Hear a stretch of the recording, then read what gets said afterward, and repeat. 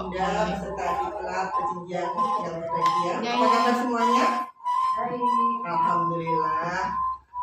Pada kesempatan hari ini kita panjatkan syukur kehadirat Allah Subhanahu wa taala karena kita dipertemukan hari ini dalam keadaan sehat dan bisa melaksanakan belajar bersama dengan Bapak Ibu sekalian, dengan Ibu dan sekalian tentang perkembangan manusia ini. Pada kesempatan kali ini kita akan membahas tentang pertumbuhan dan perkembangan. Sebelumnya izin untuk memperkenalkan diri, Ayah Bunda. Nama saya Amelia Deandarini dan saya bekerja sebagai peneliti PAUD di Dinas Pendidikan, Kebudayaan, Pemuda dan Olahraga Kabupaten Semarang. Ini sekilas perkenalan dari saya. Tujuan pelajaran yang akan kita laksanakan hari ini yang pertama adalah peserta dapat memahami apa hakikat dari pertumbuhan. Yang kedua, peserta dapat memahami makna dari perkembangan. Dan yang ketiga, peserta dapat memahami faktor-faktor apa saja yang mempengaruhi perkembangan. Nah, sebelum kita mulai ke materi, saya ingin bertanya kepada ayah bunda sekalian, apa yang menjadi motivasi ayah bunda dalam mengikuti pelatihan ini? Ada yang mau berpendapat? Silakan. Saya dulu. Oh iya, silakan bunda. Iya, saya ingin bisa memahami apa sih perkembangan itu. Iya, terima kasih. Ada lagi? Nah, pastinya mungkin sama ya, ingin memahami apa itu pertumbuhan, apa itu perkembangan, dan apa saja faktor yang mengaruhi perkembangan itu sendiri. Nah, mari bunda, ayah, semangat bersama kita belajar hari ini. Tepuk semangat.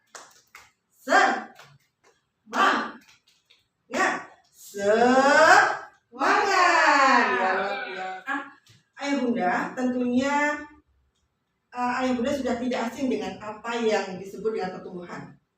Pertumbuhan adalah bertambahnya ukuran dan jumlah sel serta jaringan interseluler, ukuran fisik dan struktur tubuh, sebagian atau keseluruhan, sehingga dapat diukur dengan satuan panjang dan berat. Kira-kira apa saja yang bisa diukur dengan panjang dan berat, ayah bunda? Kepala diukur apanya Pak Didi? Ayah Didi? Lingkar kepala, betul sekali. Apalagi yang lain? Tinggi badan, berat badan. Alhamdulillah hebat semua ayah bunda di sini ya.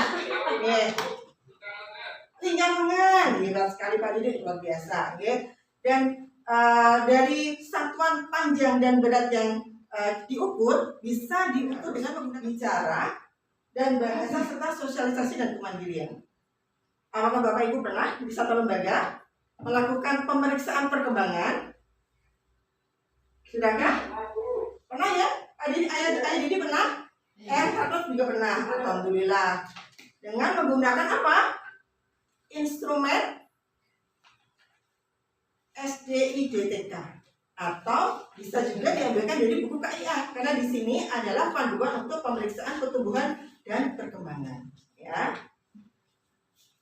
Nah, sebelum masuk ke faktor mempengaruhi, apakah Bapak Ibu, ayah bunda pernah melakukan pemeriksaan perkembangan dan menemukan adanya penyimpangan perkembangan di satuan pendidikan? Sudahkah? Mungkin ditemukan adanya anak yang belum lancar berbicara secara perkembangan aspek bahasanya. Oh, pernah ya. Terus apa tidak lanjut yang ayah bunda lakukan? Faktor yang mempengaruhi perkembangan anak, yang pertama internal. Ada dua Bapak Ibu, internal dan eksternal. Kalau internal itu datangnya dari diri sendiri atau individu masing-masing. Sedangkan eksternal datang dari luar individu itu. Ya, yang pertama internal ada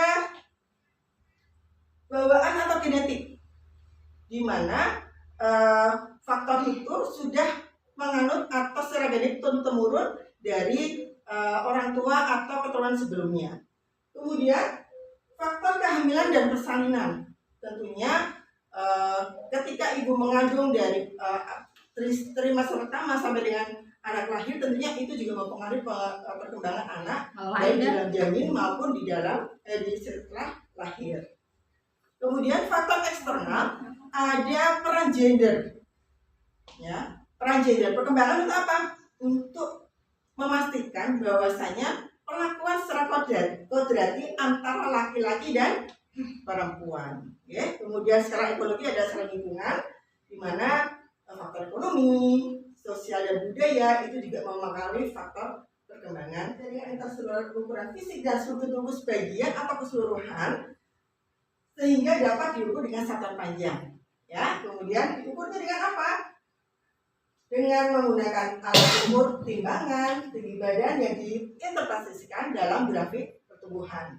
Kemudian perkembangan adalah bertambahnya struktur dan fungsi tubuh yang lebih kompleks dalam kemampuan gerak kasar, gerak halus, bicaranya, berbahasanya, serta sosialisasi dan kemandirian yang diukur dengan KPSP atau Questionnaire Plus Screening Perkembangan. Nah, mari kita refleksi bersama ayah bunda peserta sekalian bahwa proses pertumbuhan dan perkembangan setiap individu dapat dipengaruhi oleh faktor internal dan eksternal. Kemudian pengaruh dan dampak yang diakibatkan oleh faktor pengurang. Alhamdulillah ya bunda, yang saya hormati dan saya banggakan, tibalah kita di akhir penghujung kegiatan pembelajaran.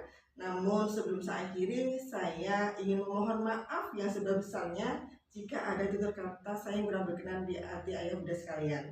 Dan sebelum saya tutup, izinkan saya menyampaikan pantun untuk ayah bunda sekalian. Anak kecil jago bertanya, sudah besar malah jadi tukang pipa. Cukup sekian materi dari saya. Terima kasih dan sampai jumpa. Assalamualaikum warahmatullahi wabarakatuh.